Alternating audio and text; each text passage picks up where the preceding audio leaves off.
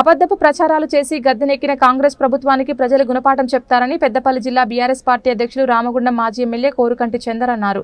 ఈ మేరకు గోదావరి కనిలో జరిగిన రామగుండం నియోజకవర్గం విస్తృత స్థాయి సమావేశంలో ఆయన పాల్గొని మాట్లాడారు.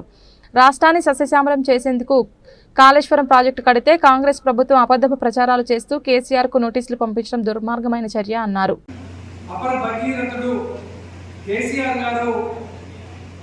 తెలంగాణకు ఒక జీవధారం ఉండాలని కాళేశ్వరం ప్రాజెక్టును నిర్మాణం చేస్తే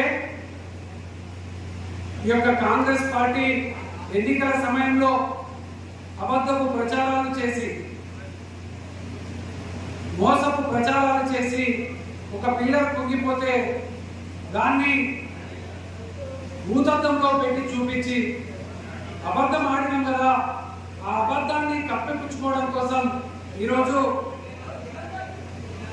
కేసీఆర్ గారికి, హరీష్ రావు గారికి, ఈటల రాజేందర్ గారికి నోటీసులు ఇచ్చి ఒక దుర్మార్గమైనటువంటి కుట్రకు తెరలేపుతున్నటువంటి సందర్భంగా కేసీఆర్ గారికి నోటీస్ ఇవ్వడాన్ని నిరసిస్తూ రామగుండం నియోజకవర్గ విస్తృత సమావేశంలో ఏకగ్రీవంగా తీర్మానం చేయడం జరిగింది.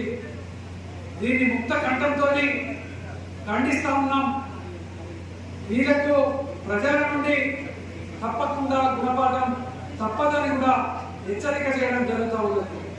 అదేవిధంగా రామగుండం కార్పొరేషన్లో కూల్చివేతల పర్వం, అభివృద్ధి పేరిట, రోడ్డు వెడల్పు పేరిట కూల్చివేతల పర్వం జరుగుతూ ఉన్నది.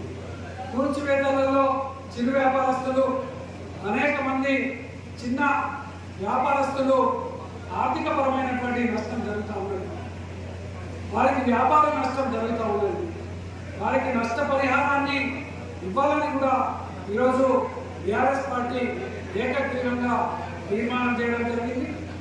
అదేవిధంగా ఈ యొక్క రామగుండం పారిశ్రామిక ప్రాంతంలో ఉన్నటువంటి ప్రజలకు కాంగ్రెస్ పార్టీ ఇచ్చినటువంటి హామీలన్నింటినీ కూడా నెరవేర్చాలి.